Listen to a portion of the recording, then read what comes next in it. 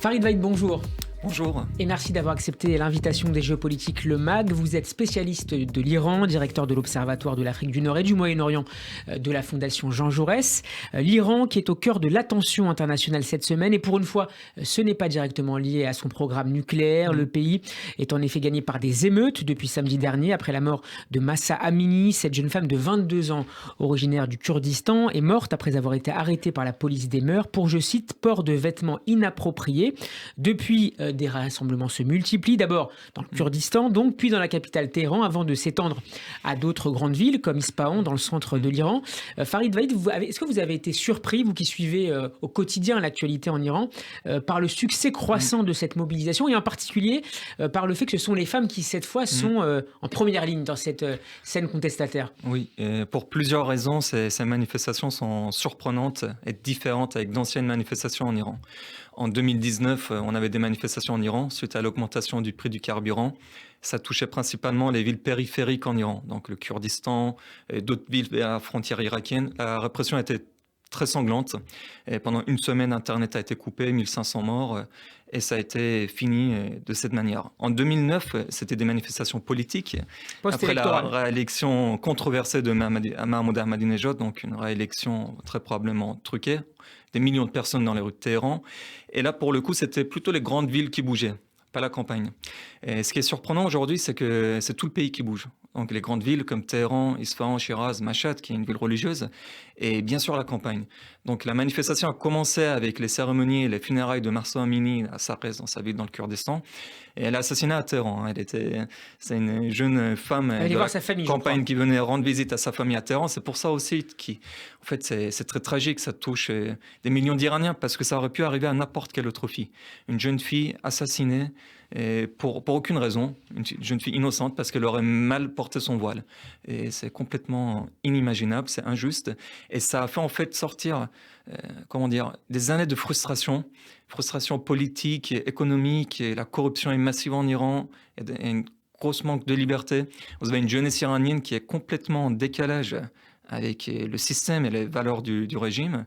Pour revenir sur la police des mœurs, pour mieux traduire, c'est une police de guidance islamique. Donc c'est pour imposer un style de vie islamique dans la société.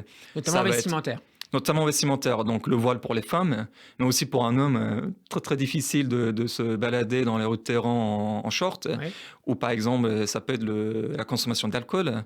Donc voilà, c'est pour imposer un style de vie islamique. Et aujourd'hui, les jeunes Iraniens, les Iraniennes sont dans la rue parce qu'ils ne veulent plus de ça. C'est beaucoup plus profond, ils veulent plus de tout ce système en fait. Ils aspirent. Mais pourquoi, à votre votre avis, c'est cette question, cet enjeu du voile, du port du voile, qui coagule les différentes protestations, différentes notamment sur le plan géographique?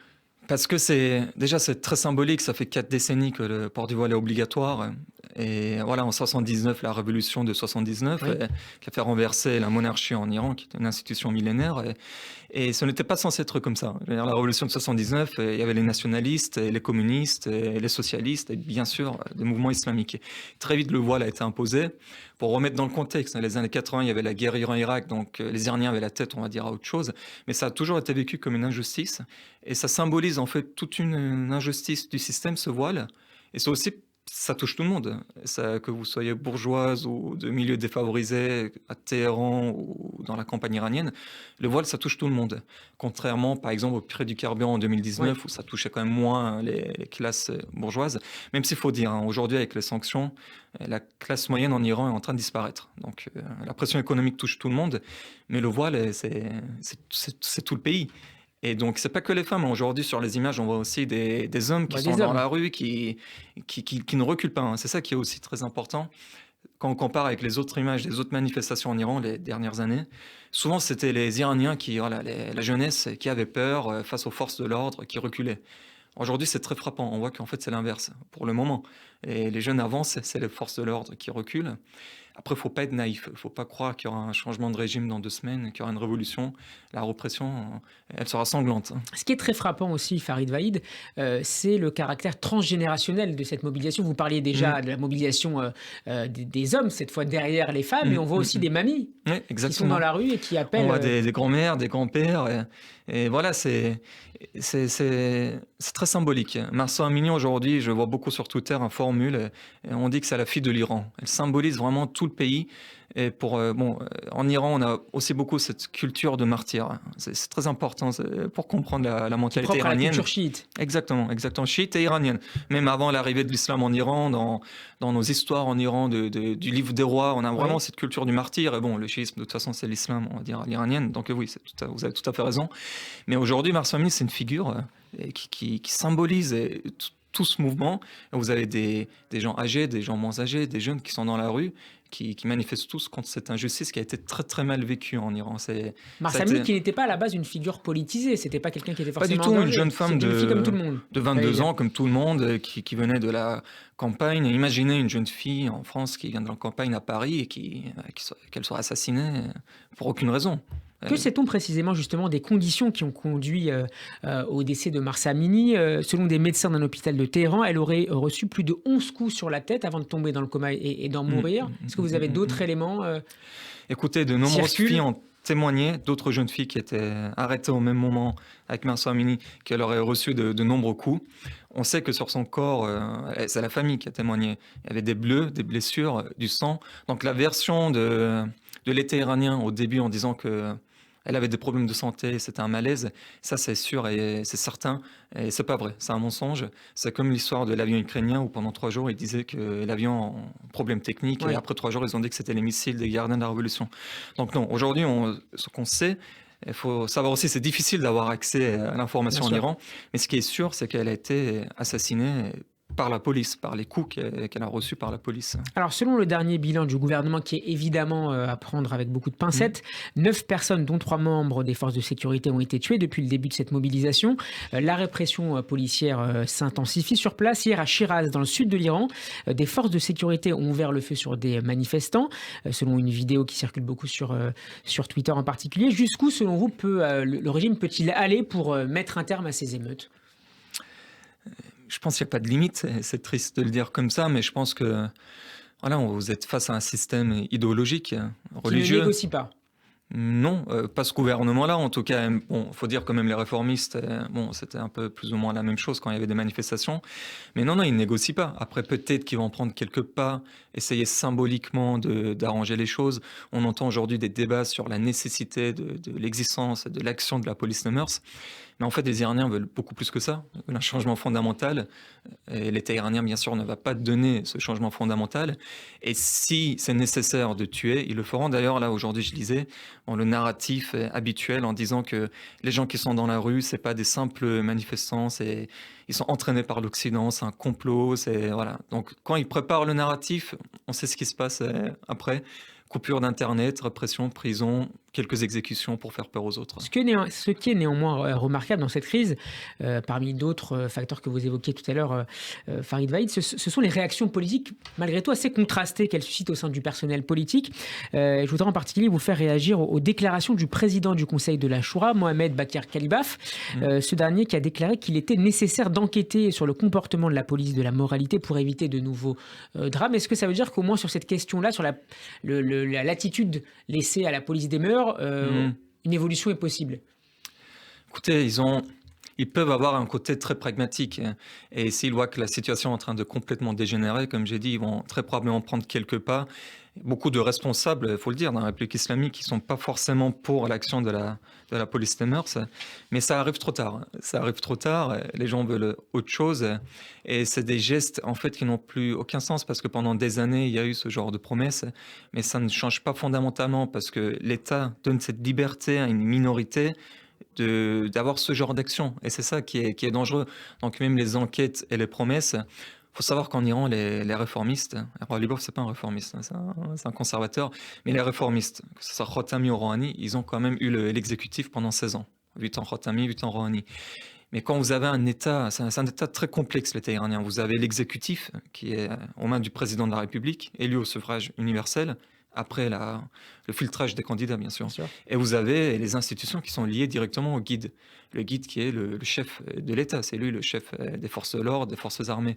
Donc vous avez toujours ce parallèle où comme si vous avez un responsable qui promet quelque chose, mais peut-être qu'une autre institution en parallèle ne va pas suivre ou va faire autrement. Donc c'est ça aussi le problème de la question de la réforme de la République islamique, si elle est réformable ou non. C'est parce qu'en fait, vous avez plusieurs institutions qui ont des activités en parallèle et il n'y a pas une hiérarchie claire à part l'hiérarchie du guide de la révolution. On en parlait tout à l'heure, en juin 2009, des millions d'Iraniens avaient rejoint la rue et le mouvement vert en contestation de fraude électorale. C'était après la réélection de Mahmoud Ahmadinejad. À l'époque, c'est le candidat Mir Hossein Mousavi qui incarnait d'une certaine manière le leadership de cette révolte populaire. Aujourd'hui, est-ce qu'il y a des leaders dans cette mobilisation ? Non, et c'est peut-être la limite de ce mouvement, c'est qu'il n'y a pas de leadership, il n'y a pas d'opposition en Iran, il n'y a pas de parti politique à proprement parler. Et voilà, l'État iranien a fait tout aussi pour que ça soit comme ça. C'était réfléchi et c'est fait de sorte qu'il n'y ait pas d'opposition structurée en Iran. Mir Hossein Mousavi, ça fait maintenant 10 ans, 12 ans qu'il est chez lui, enfermé, qu'il ne peut pas sortir. Ouais. Oui, tout à fait. Et beaucoup d'opposants qui ne sont plus en Iran. Une fois que vous n'êtes plus en Iran, le problème c'est que vous n'êtes plus en contact direct avec la population, vous pouvez être un peu quand même en manque de crédibilité. Donc non, le mouvement pour l'instant n'a pas de leadership. Mais après, c'est aussi ce qui fait la beauté de ce mouvement, c'est que ça vient d'en bas, ça vient vraiment du peuple, de la jeunesse. Mais pour le moment, non, on ne voit pas des leaders de l'opposition qui vont être la voix de l'opposition pour une raison très simple, parce qu'ils vont être très, très rapidement arrêtés de toute façon. Et donc cette absence de leader fragilise finalement, en tout cas à terme, le mouvement en cours, à vos yeux ? Et je pense, parce qu'in fine, vous avez besoin d'avoir des revendications concrètes. Par exemple, aujourd'hui, on n'a pas les Iraniens qui demandent un référendum. Il n'y a pas de revendication concrète. Et on comprend que les Iraniens ne veulent plus de ça.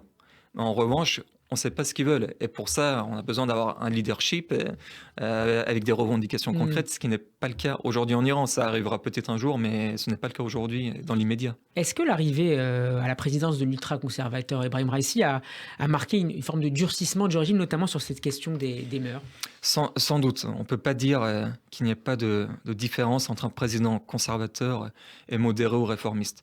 Il y a une différence.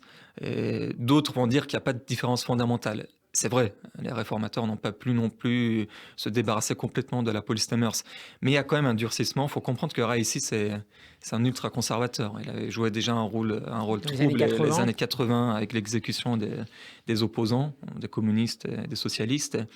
Hier, vous avez vu l'image, et il a le portrait du général Soleimani à New York. Donc voilà, il est dans une autre mentalité en parallèle. Le portrait d'ailleurs de Soleimani qui a été déchiré dans l'une des villes. Dans certaines villes, oui, dans certaines villes. On voit que Raïssi, il parle d'un nouvel ordre mondial, il est ailleurs, il parle d'autre chose, et il n'est pas du tout dans une logique de répondre à ces manifestations-là. Il a le regard ailleurs, comme il le dit, il a le regard vers l'Est, vers la Russie et la Chine. Et malheureusement, je pense que l'opinion majoritaire en Iran n'apporte pas beaucoup pour lui. Le fait de se focaliser, on reviendra sur Raïssi tout à l'heure à l'ONU, mais le fait de se focaliser sur des enjeux internationaux, les questions d'une menace de l'Occident, évidemment des États-Unis, d'Israël du point de vue iranien, est-ce que ça permet aussi à la République islamique d'espérer recréer une forme de soutien à son régime ?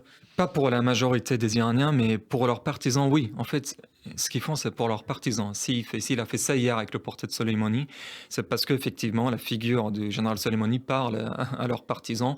Donc voilà, c'est un geste symbolique. Et les conservateurs en Iran, ils existent quand même. Il ne faut pas non plus croire que 99% des Iraniens sont anti-régime. Ils ont quand même un certain pourcentage de partisans. Et ce genre d'image, certainement, ça fait plaisir à leurs partisans. Même là, ici, avec la rencontre avec le président Macron, il y a 2 jours, les conservateurs, ils étaient très contents. Ils ont dit que Raïssi a fait attendre le président français. Donc voilà, c'est vraiment une guerre des images. C'est pour ça qu'il faut faire très attention aux images aussi. Et c'est pour ça que c'est important de montrer les images des manifestants en Iran, parce que on est aussi dans une guerre informationnelle finalement. Farid Vaid, je voudrais qu'on écoute l'un des slogans de ces manifestantes. C'était hier soir dans l'ouest du pays, à Kermanshah, et le mot d'ordre appelle à la mort de Khamenei, le guide suprême de la République islamique.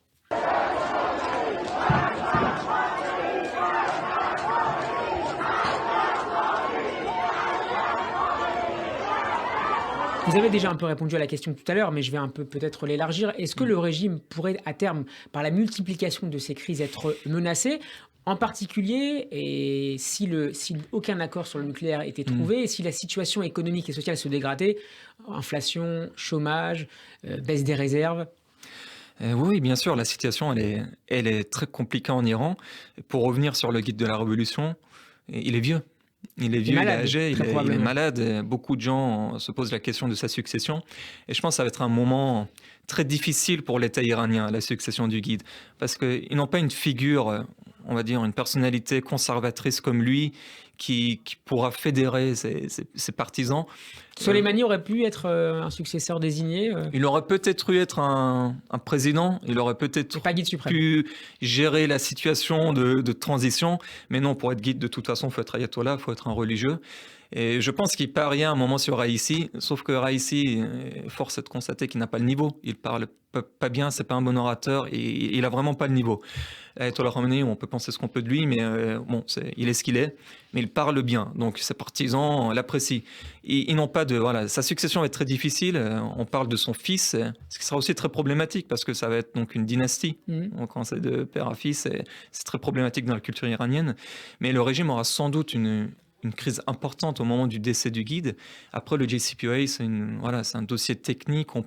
Je peux répondre pourquoi ils ne sont pas forcément pressés de signer un nouvel accord, parce que ça peut paraître paradoxal, mais ils ne sont pas pressés. Ils attendent aussi l'hiver pour voir les rapports de force dans le monde, ce qui va se passer en Ukraine. Notamment sur les questions énergétiques. La question énergétique en Europe, ils sont persuadés que les Européens ont plus besoin aujourd'hui de l'accord que les Iraniens. Donc voilà, il y a tout ce calcul. Je pense que c'est un mauvais calcul de leur part, mais les conservateurs iraniens pensent que l'hiver va être tellement difficile en Europe que les Européens vont venir à tout prix chercher un accord avec les Iraniens. Donc voilà, dans l'immédiat, dans les prochaines semaines, ils ne vont pas signer un accord parce qu'ils attendent de calculer tout ce rapport de force dans le monde. Et tout ça, c'est lié finalement. Le JCPOA, les manifestations, la situation interne. Quelles sont les lignes rouges sur la question nucléaire du régime islamique ? Des lignes rouges. Je pense qu'ils veulent quand même garder un minimum d'enrichissement. Ils ne vont jamais passer un enrichissement à 0%. Ils veulent quand même enrichir. Aujourd'hui, c'est plus... un taux civil 3,5%. 3,5%, 4%. Sachant qu'ils sont arrivés quasiment à 60%. Ouais. Et ils peuvent scientifiquement, je pense, le faire à 90% aussi. Ils ne le font pas encore. Les lignes rouges, en fait, ça va être beaucoup des symboles. Pendant 8 ans, les conservateurs ont dit que Zarif était naïf de faire confiance aux Américains. Ancien chef de la diplomatie iranienne. Exactement. Qui était en charge des négociations. Aujourd'hui, s'il signe un accord, imaginons dans 1 an et demi, 2 ans, ce qui est probable, un président républicain aux États-Unis est élu, il ressort de l'accord. Ils sont complètement humiliés auprès de leur base électorale. Donc en fait, pour eux, c'est juste une question d'avoir quelques symboles pour dire que nous, on a eu un meilleur accord de Zarif. Et même si un président républicain sera élu aux États-Unis, on aura quand même eu quelque chose de plus que Zarif. Pour eux, c'est ça qui compte, pour être sûr qu'ils ne seront pas encore humiliés. Il faut comprendre que tous les acteurs de la République islamique ont intérêt à signer cet accord. On explique souvent que, notamment du côté des gardiens de la Révolution, qui ont des intérêts économiques très importants dans le pays, revenir dans le jeu, le marché international, pourrait leur coûter cher. C'est une question complexe. D'un côté, oui, ceux qui font entre guillemets, du business en Iran, il y en a certains qui ont maintenant des monopoles, donc forcément, ils n'ont pas envie d'avoir de la concurrence étrangère. De l'autre côté, il faut le dire, s'il y a un accord nucléaire, l'Iran va avoir une grosse augmentation de son PIB. Et le pourcentage du PIB iranien qui va, pour les activités régionales ou militaires, va forcément automatiquement augmenter. Donc il y a quand même, en fait, c'est un calcul coûts et bénéfices, et ils font ce calcul-là. Et de toute évidence, pour l'instant, ils ne sont pas pressés pour signer. C'est ce qu'on peut comprendre de leur comportement. C'est dans ce contexte qu'Emmanuel Macron a rencontré cette semaine son homologue iranien Ibrahim Raïssi en marge de l'Assemblée générale des Nations unies à New York. La situation en Irak, au Liban et bien sûr le nucléaire iranien ont été abordés par les deux dirigeants. On y reviendra peut-être dans quelques instants. Mais je voudrais d'abord vous interroger, Farid Vaïd, sur les réactions suscitées par cette entrevue.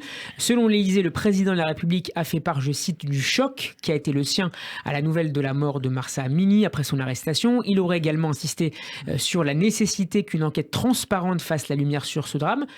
Pour autant, est-ce que cette rencontre vous paraît opportune ?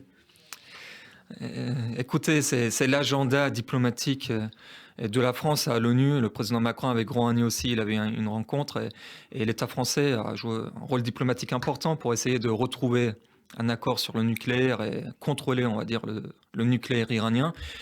Et après l'image, forcément, les images sont symboliques et peut-être c'était pas le meilleur moment.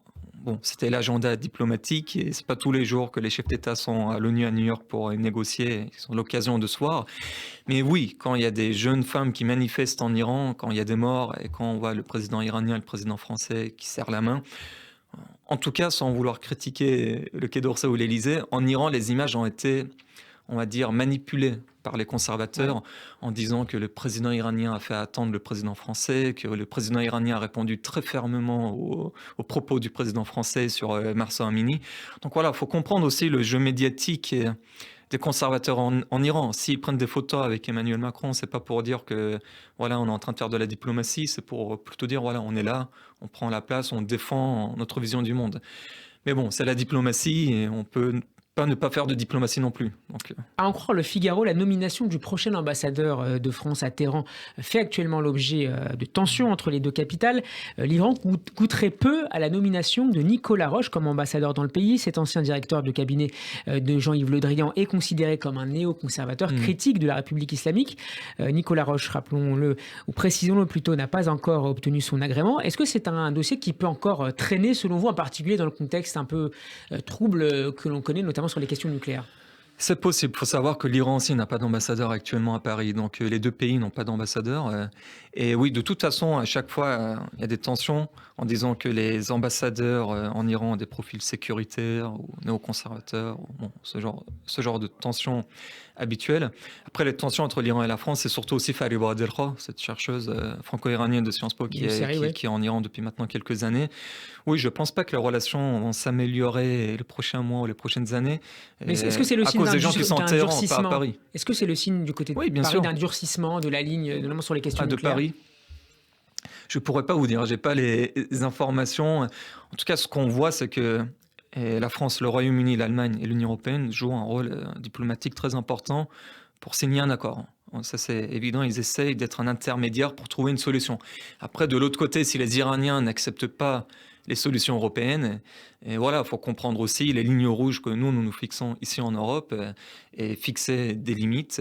Et je pense que maintenant, voilà, on est dans une impasse sur le dossier nucléaire parce que l'Union européenne a proposé un texte et les Iraniens n'acceptent pas ce texte. Donc voilà, de toute évidence, en plus, il y a les élections du Congrès aux États-Unis bientôt. Oui. Donc ça ne va pas avancer, le nucléaire iranien ne va pas avancer avant cet hiver. Alors côté israélien, on a rappelé que l'État hébreu n'était pas engagé par tout éventuel accord qui serait signé. Hier, on a vu l'ambassadeur israélien aux Nations Unies, Gilad Erdan, quitter sa place au moment de la prise de parole du président Raisi. Comment sont perçues justement les prises de parole répétées ces dernières semaines des dirigeants israéliens, dirigeants militaires, dirigeants aussi du renseignement, sur la possibilité, la capacité d'une frappe israélienne, si le besoin s'en faisait sentir, contre des sites nucléaires iraniens? Vous savez, c'est le même narratif que toujours, c'est les Israéliens, entre guillemets, je cite, si les Israéliens osent frapper, on frappera à Tel Aviv et Haïfa. Bon, c'est le même narratif qui vient tout le temps.